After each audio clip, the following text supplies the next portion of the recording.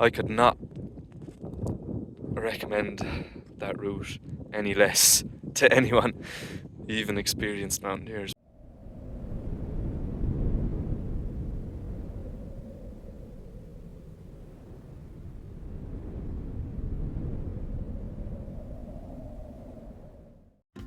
Croagh, at least to the best of my knowledge, is definitely the most hiked mountain in Ireland. That, of course, is because of its association with the main man, St. Patrick, who brought Christianity to Ireland and spent 40 days, biblically inspired, fasting at the summit. He more than likely did this because Croagh, or Croagh, as it was known in ancient times, had an association with Lunasa and was a place of worship long before he arrived. It's not feckin' hard to understand why the place is absolutely beautiful. But to cut to the chase anyway, the many thousands of people who climb Croagh every year, nearly all of them ascend via the pilgrims route, which is what I'm showing here. Having passed through the area many times and done Croagh the normal way as a child, I started to get woeful curious as to what it'd be like to just head straight up the northeast face. So I got into the car and headed on up to Mayo with one plan in mind: climb the northeast face of Croagh. The idea was I'll head up the track a little bit and cut in right towards Lugna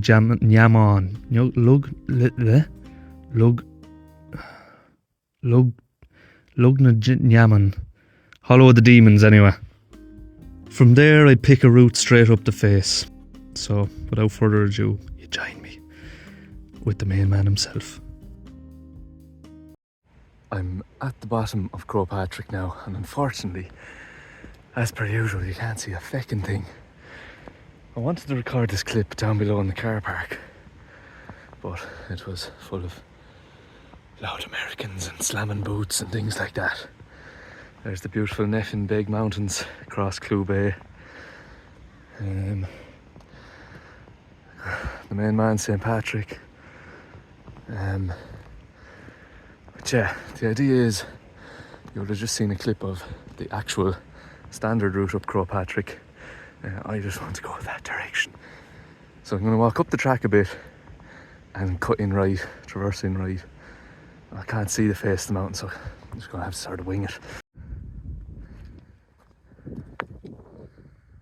This fine bit of a hazel rod has been forced upon me by two very nice lads down the track.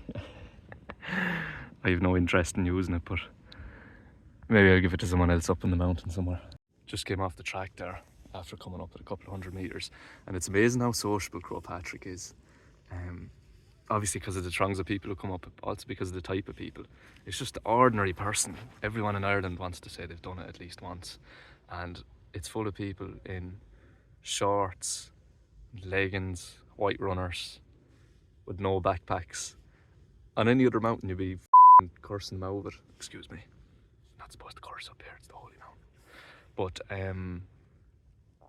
here it doesn't annoy me at all, because I don't know, there's so many people around all the time that it almost is safe. Not to make excuses for it, you should always be prepared going into the mountains, obviously, but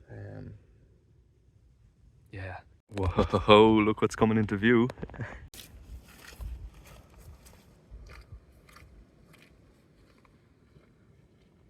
Thank God the cloud has cleared off the mountain. I can actually plot a route up the face now that I can see it in person.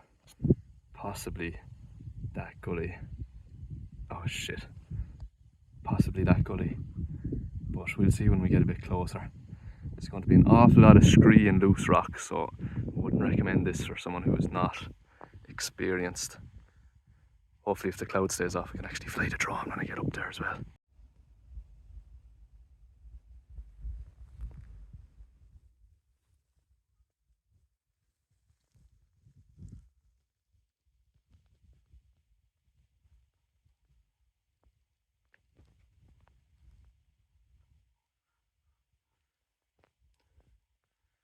It is amazing for such a busy mountain and all the people that are over that ridgeline.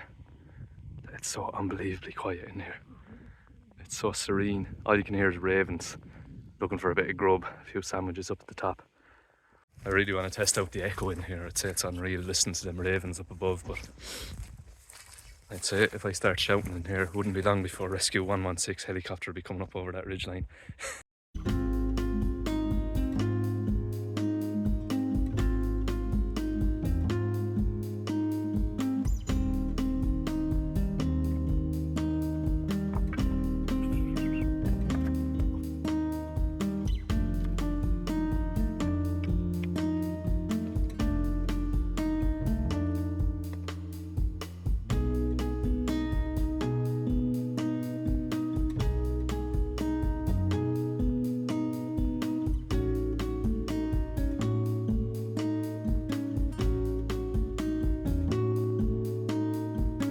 This wasn't obvious from down below, but there's a crazy looking pinnacle of rock right in the centre of the gully. How the fuck is that truck standing there like that? Unfortunately though, very few people come up through here. There's lots, I'm finding loads of old water bottles which have probably been carried down from the top or from the track over beyond. Which, yeah, is unfortunate. This is the kind of scree you'd slip on very handily. And although it mightn't look it in the video, the slope is really steep. Well, what is it, maybe 45 degrees, 50 degrees? And it's a long, long tumble down there, let me tell you. Lads, there is just stuff everywhere. It's just non-stop.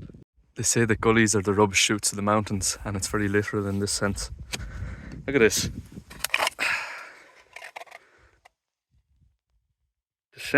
Best before December 20th, 04.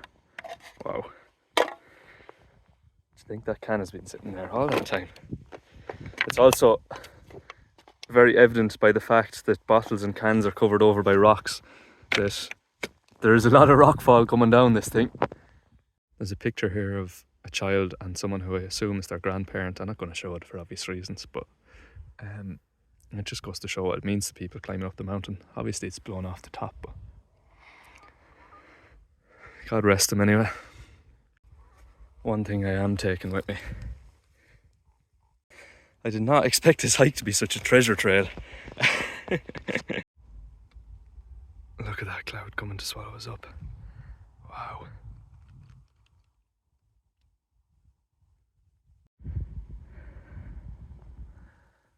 Right under the pinnacle now.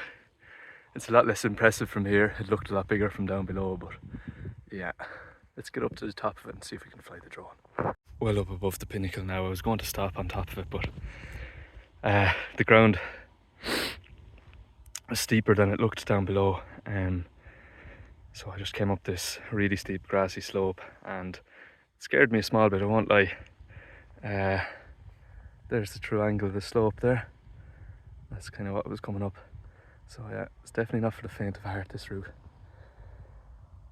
I could not recommend that route any less to anyone, even experienced mountaineers, because it's just a mixture of loose scree and wet grass with nearly, well, pretty much no breaks in the angle of the slope at all.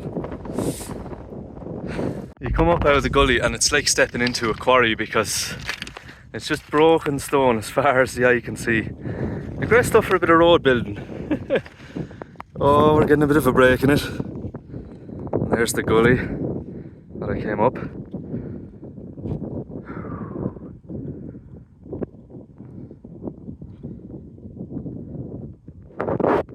I thought I was having some sort of a holy vision when I came up over the rocks. And I seen these two yellow flowers up over 700 metres in January, and it turns out they're fake.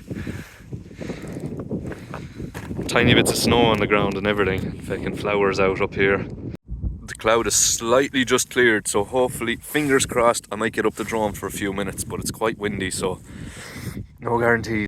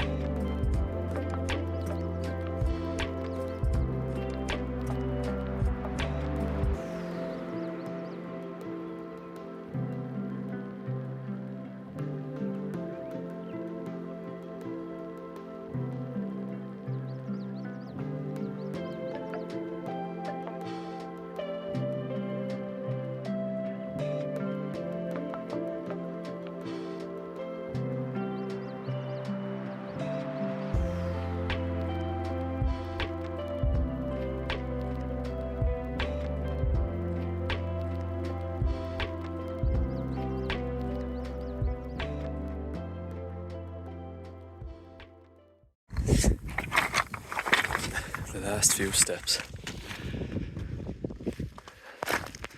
Fortunately, the cloud is completely closed in, but I'm grateful to get them. That small bit of drone footage. Unfortunately, my hazel stick never made it to the top. The ground was too steep, I had to leave it behind. But thanks very much to the man who gave it to me anyway. So grateful to be up here finally.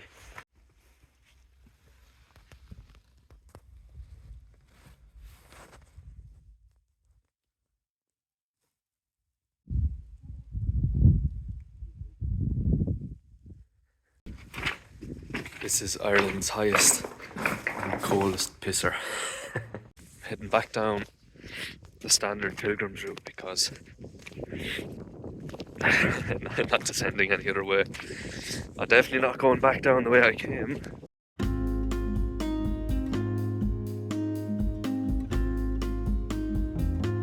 Between gaps in the cloud, we get little glimpses like this.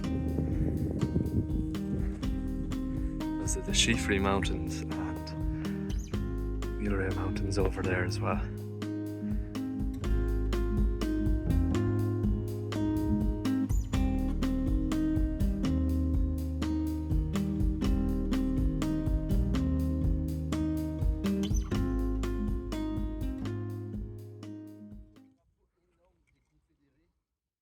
That mountain there is Croagh, and at the back of that are the third highest sea cliffs in Europe. Back down there where I turned off the track now, and I tell you, if you were to see someone going up that gully from here, you would think they're some nutter because it looks bloody nearly vertical.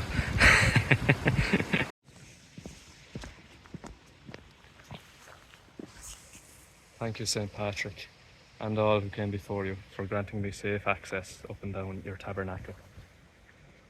Yes, that's what I'm christening this route, St. Patrick's Tabernacle. Don't mean to offend any local mountaineers who actually have a name for it.